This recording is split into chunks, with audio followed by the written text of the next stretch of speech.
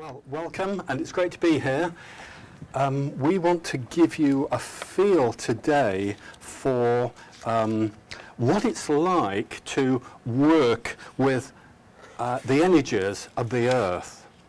And we have chosen the St. Michael Leyline for various reasons. One is that my birthday is Michaelmas Day, St. Michael's feast day, and so I've been associated or felt a draw to Michael my whole life. And I've also spent close on the last 20 years following the Michael energies, visiting these sites and working with the energies. But you know, this is one little aspect. As Hugh said, it goes all the way around the world, and we'll be looking at that. But before we get into that, I want to actually do a couple of definitions. I want to define what a ley line is and define what earth energy currents are, because there's a lot of misunderstanding.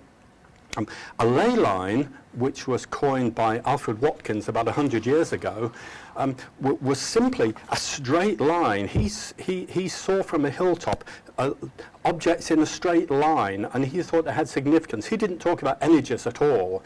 A ley line is simply a line on the ground that you can draw on a map that is a straight line that connects 4 or more significant sites. Any 2 points can be joined by a straight line. 3, it could be coincidence. 4, it's starting to look interesting. 5, 6, 7, 8, 9, and in this case, dozens and dozens, it means that something is really happening.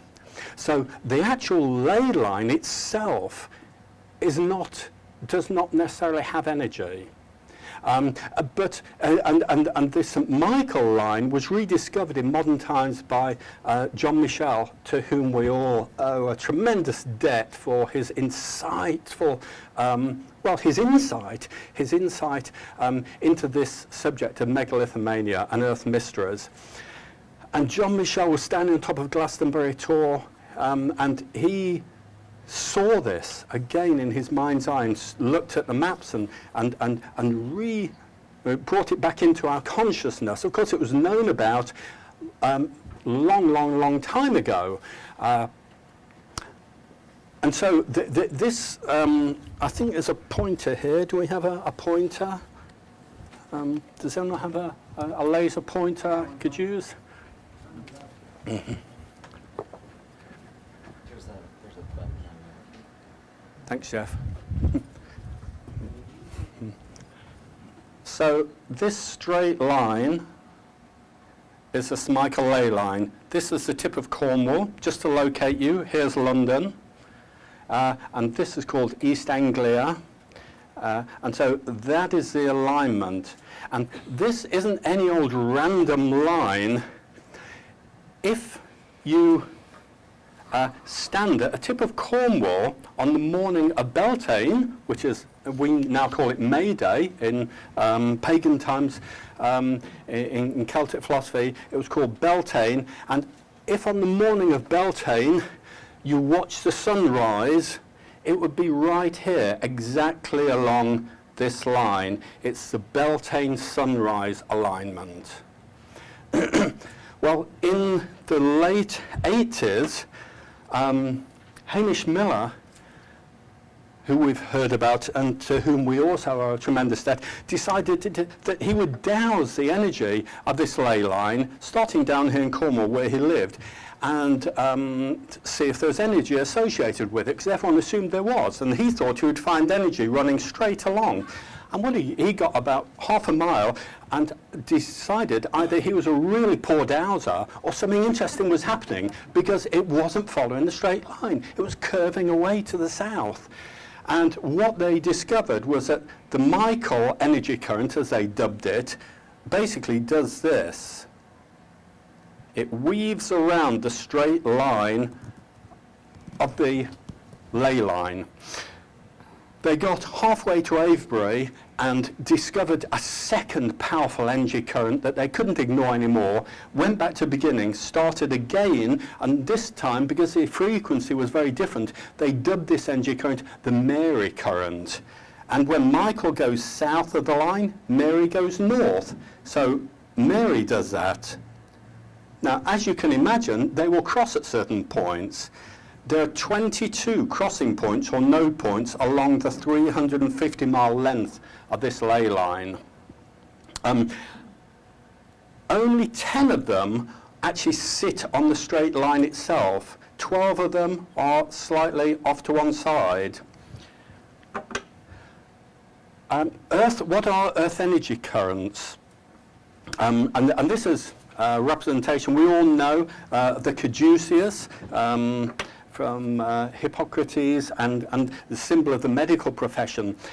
So, you know, it's wonderful. Here we've got the straight line of the ley line, and here we've got the twin serpent currents of the energy currents. And this is what's happening in the natural world. And this isn't the only ley line that this happens on. So, what are energy currents? Here we have our beautiful planet, which is spinning at 1100 miles an hour. And the latest scientific belief or view is that the center of the Earth is a huge iron crystal, 1,500 miles across, such a huge crystalline iron mass around, and that's right in the center here.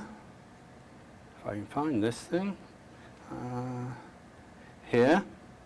Then around that is a molten magma, and then on the surface 70 miles thick is the Earth's crust. So I would say the Earth is a little bit like a squidgy peach, and as it spins at 1100 miles an hour, electromagnetism is generated. It wants to come to the surface via the path of least resistance, and in the case of the Earth, that's one of three things: underground water, underground beds of conductive mineral, particularly quartz crystal, or geological fault lines in the Earth.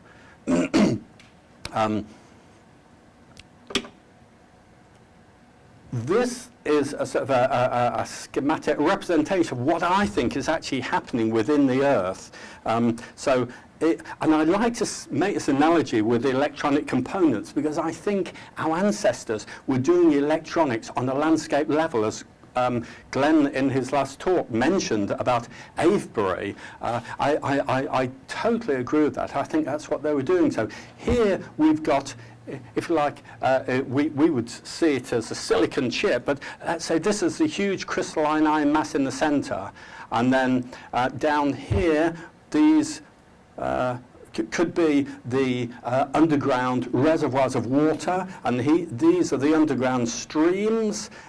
These big chips here, let's say these are like resistors, big banks, say, of mica, and we've got other chips in here that are quartz. So this whole thing, the Earth is like a huge circuit board, and it's generating this electricity, or no, sorry, electromagnetism, which wants to go to the surface. So it zooms up. So let's take this point here, you know, up there. Up at that point there, what if you built this?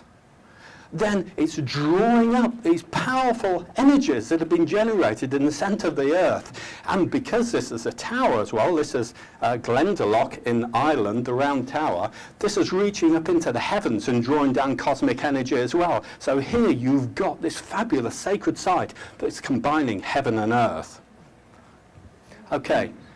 So now, this isn't just a dead old map. Each of these places is very much like I've shown you here.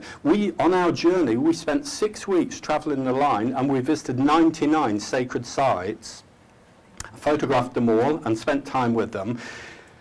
It's actually, from the first time I went down to the south of Cornwall, it took me 7 years before I reached the far end, which I later realized, of course, was a time of apprenticeship, so it's perfect, actually.